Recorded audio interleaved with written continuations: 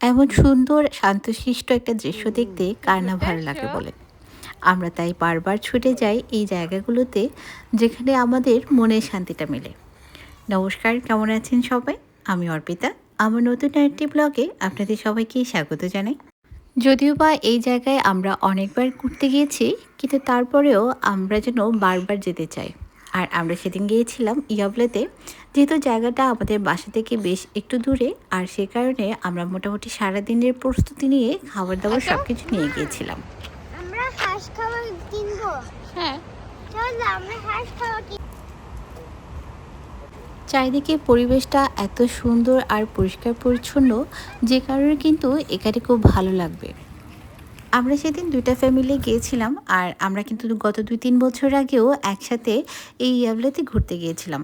এই শহরটা খুবই ছোট আর ছিমছাম একটা শহর, যেখানে চারপাশে কিন্তু পরিষ্কার পরিচ্ছন্ন থাকে আর সব কিছুই খুব গোছানো। আর সে কারণে কিন্তু এই শহরটাকে আমার অনেক বেশি সুন্দর লাগে। সামারে যারা লেক দেখতে পছন্দ করেন কিংবা কোনো শহরে ঘুরতে পছন্দ করেন, তাদের জন্য বেস্ট অপশন হবে ইয়াবলে ঘুরতে যাওয়া। যারা আগে ঘুরতে গিয়েছেন তারা তো জানেনই, আর যারা এখনও যাননি তারা কিন্তু এই সুন্দর দৃশ্যটা এখনও সামার শেষ হওয়ার আগে ঘুরে আসতে পারেন। আমরা সেদিন ট্রেনে করে গিয়েছিলাম, আর ট্রেন জার্নিটা কিন্তু ভালোই লাগে। গল্প করতে করতে অনেক দূর চলে যাওয়া যায়। সুইডেনে আসার পর আমি প্রথম কোথাও ঘুরতে গিয়েছিলাম কিন্তু এই শহরেই। এখানে কিন্তু একটা মিউজিয়ামও আছে, আর পাশের যে লেকটা আছে এটা কিন্তু বিশাল বড় আর এতটাই সুন্দর, এটা কিন্তু নিজের চোখে না দেখলে বিশ্বাস করা যাবে না। আর আমার ছোট্ট পরীটা প্রথমবারের মতো ট্রেন জার্নি করছে। এটা কিন্তু ওর জন্য একটা স্পেশাল ডে ছিল। আমার আজকের ভিডিওতে আপনাদেরকে আমি 2টা জায়গার ভিডিও একসাথে শেয়ার করব। আসলে ছোট বাচ্চা নিয়ে আমার একসাথে অনেক ভিডিও করা সম্ভব হয় না, আর সেই কারণেই ছোট ছোট করে আমি কিছু আমার স্মৃতি নিয়ে রাখি, আর সেগুলোই আপনাদের সাথে শেয়ার করি। আসলে আমি কোনো প্রফেশনাল ব্লগার নই, আমি শুধু আমার জীবনের কিছু কিছু অংশ আপনাদের সাথে শেয়ার করতে খুব পছন্দ করি, আর সেই কারণেই সেগুলো আমার স্মৃতিতে ধরে রাখার চেষ্টা করি। আর আপনাদের যদি আমার ভিডিও কখনো ভালো লেগে থাকে, অবশ্যই আমাকে কমেন্ট করে জানাবেন।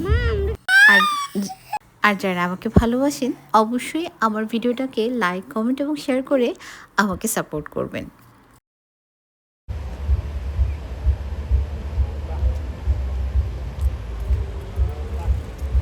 এই জায়গাটা একেবারে উপসালা শহরে। উপসালা শহরের প্রাণকেন্দ্র বলা যায়। এখানে চারিপাশে কিন্তু ঘোরাঘুরি করার মতো অনেক সুন্দর জায়গা আছে। যারা স্টকহোমের বাইরে এই জায়গার এই ভিডিওগুলো দেখছেন, তারা কিন্তু একবার এসে ঘুরে যেতে পারেন। এই সামারটা কিন্তু আমার ছোট্ট পরীটা অনেক বেশি এনজয় করছে। সে কিন্তু প্রথমে বাংলাদেশ থেকে ঘুরে এসেছে, এবার কিন্তু তার সুইডেন দেখার পালা। চলো। গত বছরের নভেম্বরে ওর জন্ম হয়েছিল, আর তখন তো একেবারে শীতকাল, আর সে খুবই ছোট, তাই কোথাও যাওয়ার কোনো অবস্থাই ছিল না। এখন একটু একটু বড় যখন হচ্ছে, তাই আমরা চেষ্টা করি কোথাও না কোথাও একটু ঘুরতে যাওয়ার। ওরও মন ভালো হয় আর সাথে আমাদেরও। বিকেলবেলায় এই জায়গাটায় হাঁটতে অনেক ভালো লাগে, যদিও বা সেদিন হাঁটার আমার একেবারে এনার্জি ছিল না, কারণ আমি সারাদিন শপিং করে খুব টায়ার্ড হয়ে গিয়েছিলাম। আর এই কারণে আমরা কোনো কথাবার্তা ছাড়াই আমরা চায়না রেস্টুরেন্টে গিয়েছিলাম একটু খাবার খাওয়ার জন্য। সেদিন আমরা খেয়েছিলাম চায়না গার্ডেনে। বেশ অনেকক্ষণ সময় সেখানে পার করেছি। সত্যি আমাদের খুব ভালো লেগেছিল।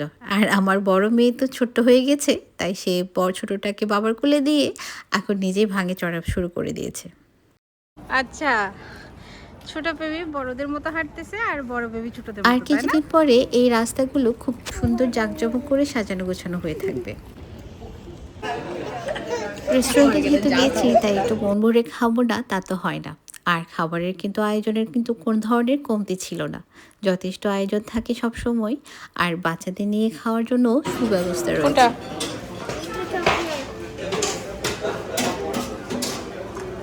তবে বাচ্চাদেরকে সাথে নিয়ে খাওয়া দাওয়া করাটা অনেক কষ্টের। আমরা কোনো রকমে খাওয়া দাওয়া শেষ করে তাড়াতাড়ি বাসায় ফেরার জন্য প্রস্তুতি নিচ্ছিলাম। মামা এখানে বসাই দিছে পাপা। তবে রেস্টুরেন্টের খাবার যতই মজাদার হোক না কেন, বাসার খাবার কিন্তু আলাদা একটা ব্যাপার থাকে। বাসার খাবার যেই তৃপ্তি নিয়ে খাওয়া যায়, বাইরে কিন্তু সেই তৃপ্তিটা কখনোই পাওয়া যায় না। এই গরমের সময় বাচ্চাদের নিয়ে আসলে হুটহাট বাইরে যাওয়ার যে আনন্দটা সেটা কিন্তু শীতের সময় পাওয়া যায় না। আর অল্প কিছুদিন কিন্তু আমরা ঘোরাঘুরি করতে পারবো, তারপরে কিন্তু অনেক ঠান্ডা শুরু হয়ে যাবে। বাবা আমি সব জানি না। হ্যালো। আমার যদি দেখো আমি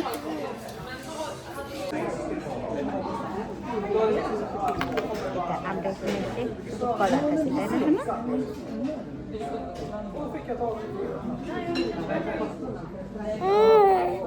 এই তুমি দেখো আমাদেরকে, আমরা কলা খাচ্ছি।